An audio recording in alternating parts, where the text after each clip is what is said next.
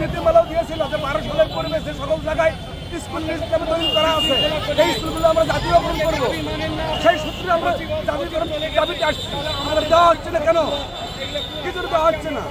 আমরা কি চুরি করতে যাচ্ছি? আমরা অসহায়, আমরা সব গ্রামে সবাই আমরা গ্রামে, আর আমাদের বয়স শেষ হয়ে গেছে, বাচ্চাদেরকে পড়াতে পারছি না। সরকারের পক্ষ থেকে আপনাদের কি বলা হয়েছে?